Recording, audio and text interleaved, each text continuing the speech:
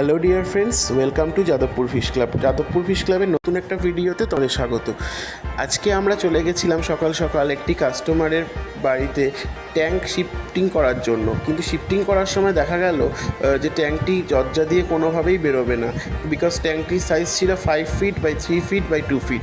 তো এই ট্যাঙ্কটি আমরা আস্তে আস্তে আবার পুরো খুলে নিলাম এবং খুলে নিয়ে গ্লাসগুলো পরপর আবার সুন্দর করে ভ্যানে সাজিয়ে নতুন ডেস্টিনেশনের উদ্দেশ্যে সেখানে গিয়ে আবার নতুনভাবে আমরা ট্যাঙ্কটি পরিষ্কার করে সব ক্লিন করে নতুন করে আবার ইনস্টল করলাম।